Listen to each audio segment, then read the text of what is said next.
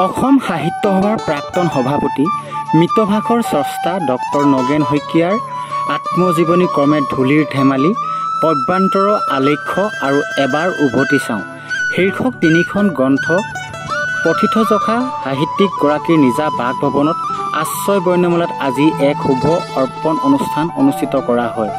গ্ৰন্থ তিনিখন প্ৰকাশ কৰিছে অসমৰ সভ্ৰান্ত প্ৰকাশন গোষ্ঠী বনলতাই।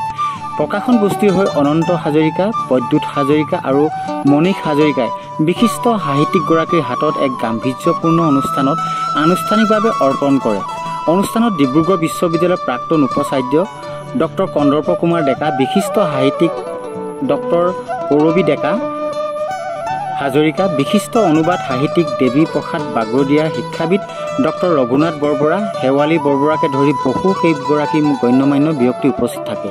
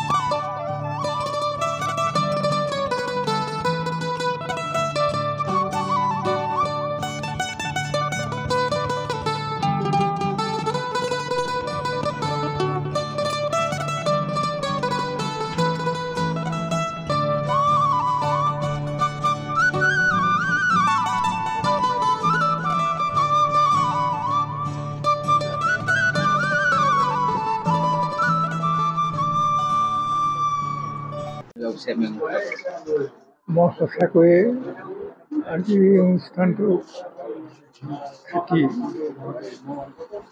আনন্দ অনুভৱ কৰিছোঁ। আৰু আনন্দই নহয়, মই ভৱিষ্যতৰ যিখিনি কাম কৰি আছে সেই কামবোৰ কৰাৰ কাৰণেও যেন এটা অনুপ্ৰেৰণা লাভ কৰিছোঁ। যে এতিয়া বয়স বাঢ়ি আহিছে, বহুত কথাই মই যেন হেৰুৱাই পাৰিছোঁ এনেকুৱা ভাৱ হৈছে। কিন্তু এই অনুষ্ঠানবিলাকে মোৰ মনত আকৌ যেন আশাৰ সঞ্চাৰ কৰিছে আৰু নতুনকৈ কাম কৰিবলৈ যেন আগ্ৰহ এটা সৃষ্টি কৰিছে। মই এই কথাও অনুভৱ কৰোঁ যে আমাৰ জীৱনটো ইমান ক্ষুদ্ৰ, সেই ক্ষুদ্ৰ জীৱনটোত আমি বহুত কাম কৰি থৈ যাব নোৱাৰোঁ। কিন্তু তথাপি পৰাপক্ষত মানুহৰ বাবে যদি আমি কান্দিব জানিব পাৰোঁ, কান্দিব জানো, আমি যদি বিশ্বৰ কাৰণে আমি যদি কান্দিব পাৰোঁ, তেন্তে মই ভাবোঁ যে লেখাৰ বিষয়ৰ কোনো অভাৱ নাথাকে। মানুহেই দেও মানুহেই সেও, মানুহ বিনা নাই কেও, কৰা কৰা পূজা পাদ্য ঘৰলৈ, জয় জয় মানুহ দেও। আৰু মই নিজে সদায় ভাবোঁ যে সংস্কাৰমুক্ত মন এটা লৈ পেলাই যদি আমি থাকিব পাৰোঁ, মই সদায় সেইটোৱে যত্ন কৰোঁ।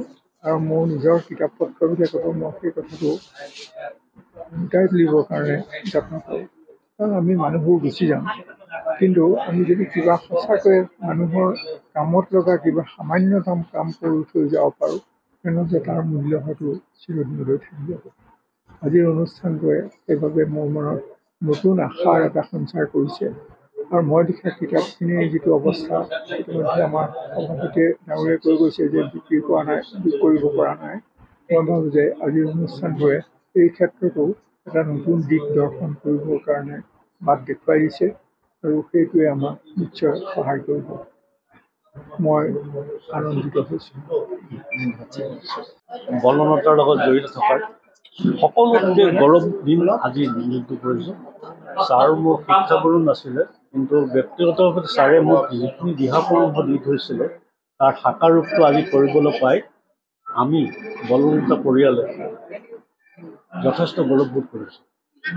আৰু মোৰ এজন খুৰা আহমেদাবাদত থাকে, তেওঁ নোকোৱাহেঁতেন মোৰ এই আইডিয়াটো নাহিলেহেঁতেন। তেখেত হৈছে ক্ষীৰোদ বৰুৱা, আৰু তেখেতে মোক যিটো আইডিয়া দিলে ছাৰক মই অৱগত কৰিলোঁ। ছাৰে এক এষাৰতে মোৰ চিঠিৰে সৈতে মোক অনুজ্ঞা পত্ৰ দিলে। গতিকে মই আজিৰ দিনটোত মোতকৈ সুখী মানুহ কোনো নাই বুলি মই অনুভৱ কৰোঁ। পাঠক সমাজে কেনেধৰণে আদৰি ল'ব বুলি আপুনি চাওক, আজিকালি মানে ডিজিটেল মাধ্যম হোৱাৰ পিছত এটা কিছু কিতাপ ছপা কিতাপ অলপ কমিছে। সেইটো সকলো আমি আপোনালোকৰ ছপা মাধ্যমে হওক বা আমাৰ প্ৰকাশন মাধ্যমে হওক আমি অনুভৱ কৰিছোঁ। কিন্তু তাৰ মাজতো মই ভাবোঁ যে পাঠক সমাজে এই 3খন কিতাপ যথেষ্ট সংখ্যক পাঠকে আদৰি ল'ব। ছপা আখৰৰ মূল্য যুগ যুগভাৱে থাকিব। ডিজিটেলটো কেতিয়াও নাথাকে। ডিজিটেল আজি আছে কাইলৈ যাব। ডিজিটেল মানে মই ইণ্টাৰনেটৰ যিটো PDF-ৰ কথা কৈছোঁ। এখন ছপা আখৰৰ একেলগতে আখৰখিনি সোমাই থাকিলে পাঠকৰ কাৰণে যিটো সুবিধা হ'ব এই কিতাপখনত সেই সুবিধাটো পাব।